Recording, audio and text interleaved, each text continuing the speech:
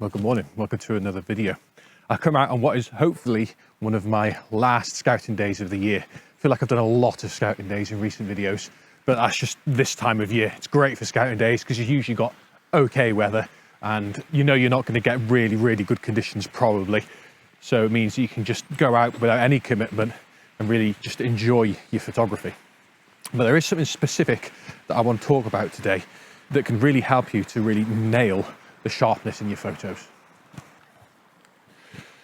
So handheld photos are a bit of a controversial subject in landscape photography because there are a certain core of people that believe that you absolutely should use a tripod every single time without fail. If you don't use a tripod, then you're not a real photographer. I am absolutely not one of those people. I love taking handheld shots. Sometimes I will use my tripod, but if I can get away with doing it handheld, then I will choose to do it handheld. Call it, I don't know, laziness, I don't know what it is, but I like the freedom of taking handheld shots. You can adjust ever so slightly, really easily, your composition. You can walk different distances with it handheld without having to move your tripod each time, readjust it, level it. I don't know, I feel like I've got a lot more freedom in my photography when I do handheld shots. So if I can get away with it, I do. But that doesn't mean that I'm willing to compromise on the sharpness of my photos. Often with handheld shots, it's really easy if you ignore a few really important things to get really blurry photos, which of course completely ruins them. There's nothing worse than getting home after a great day's photography and finding out that all your photos are ever so slightly blurry. Oh man, it annoys me. I've done that once or twice and it's the worst feeling. So I thought I'd share a few tips today about what's helped me to get sharp photos while taking them handheld. Now, I don't want to take any credit for anything I say in this video. I'm really standing on the shoulders of giants once again when it comes to this. Loads of people have shared their tips when it comes to handheld photography. But I want to share what particularly works for me. So let's get to the first point.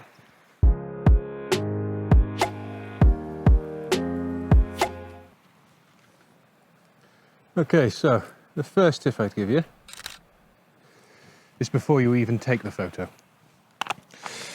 Now, I have quite naturally steady hands in day-to-day life. I don't particularly worry about having shaky hands when it comes to photography, except for two specific things that give me really shaky hands.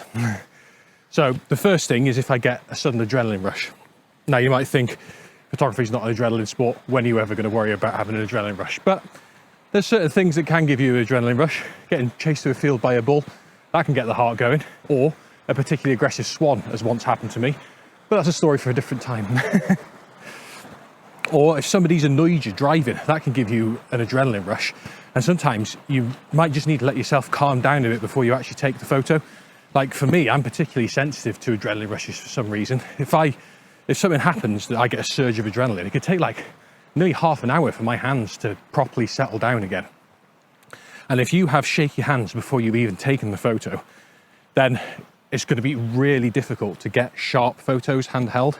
So if you can and you need to, just let yourself calm down, let your heart rate come down a bit, then take the photo. The other thing that gives me particularly shaky hands is if I exert myself. So say I'm climbing up a steep hill, I get to the top, I see an epic view, I think, wow, I need to take this photo. In that situation, I will use a tripod if I need to take it quickly, because when I exert myself, I get shaky hands if I'm out of breath, and this is true of most people. So if you want to take a handheld photo, just once again, let your heart rate come down, rest a little bit, and your hands will be much steadier for taking that photo, and it won't introduce any wobble, any unnecessary wobble into your picture. If you apply just that one tip, then instantly your photos will be much sharper.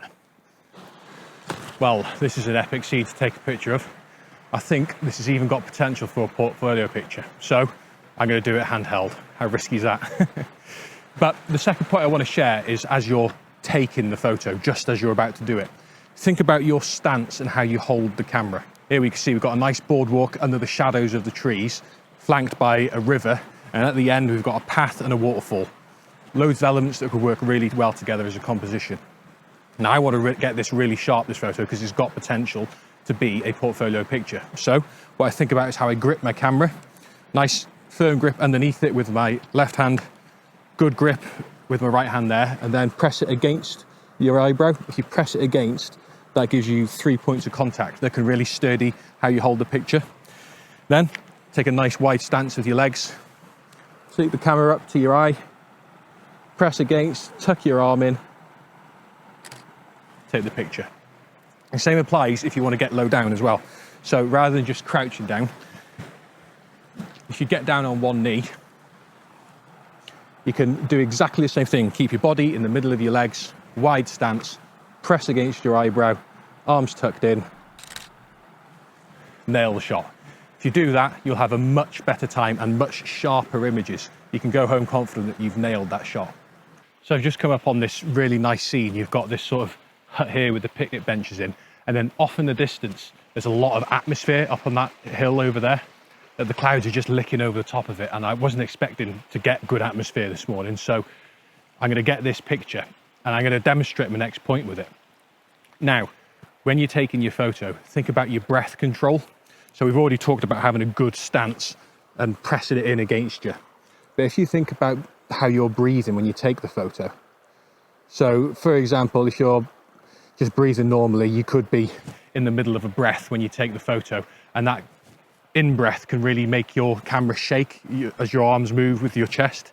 So different people have different ways. Some people like to slowly breathe in as they take the photo, or slowly breathe out. Some people like to hold their breath. Personally, I find it, I've tried it a few ways, and I find it, like a lot of people do, easier when I'm breathing out if I take the photo. So as I take the photo, put it to me, get a good stance, get my composition, and then as I focus with my autofocus, the fingers half pressed on the button, I go like that. Now I exaggerated that a little bit for demonstration purposes, but I just think about breathing out as I take the photo. That's when my hands tend to be their steadiest. It's those little things that can make a massive difference to how sharp your photos are. Now, once again, that's not something that I learnt myself. That's something that I've stolen off other photographers, as most of the things I teach you will be, trust me. I'm so late in the game when it comes to teaching photography that almost nothing I say is original. But I like to think that maybe I'm helping somebody new, as I got helped by people in the past. So that's just one little tip that really helped me to step up my game of short photos, and hopefully it'll help you too.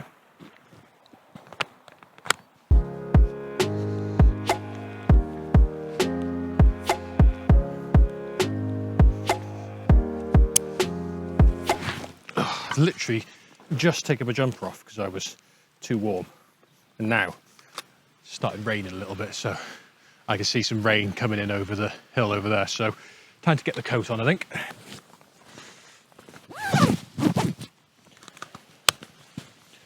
It's a funny old time of year this for layers. Still really quite warm, but we're getting quite a lot of rain at the moment, so it's coat on, coat off season. And so if I keep appearing with just a t-shirt, then a coat, then a t-shirt, you know why.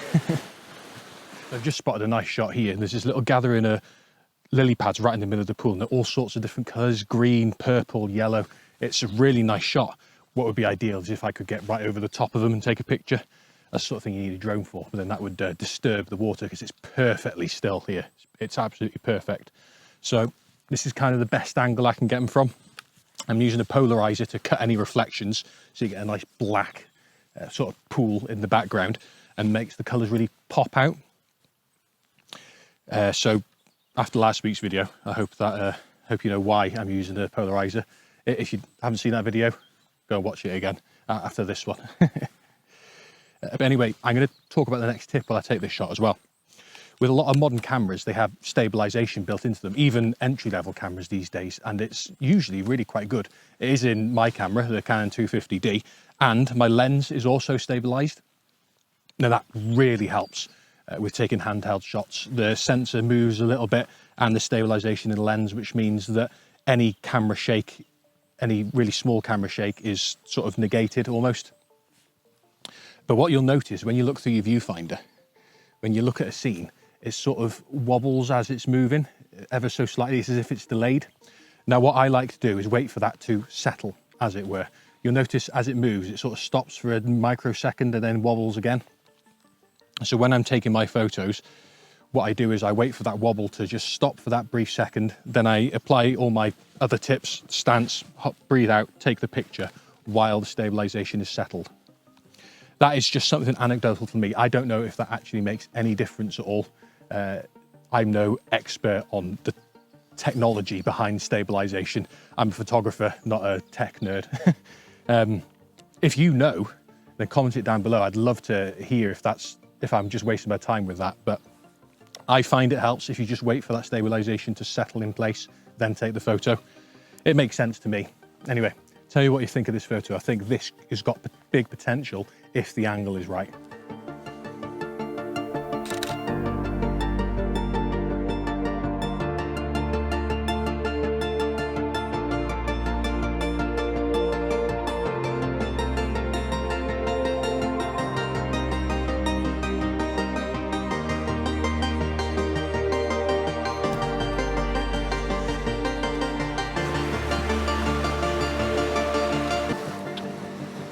Well, we've made it to our destination, but it's a little bit disappointing, I'm not gonna lie.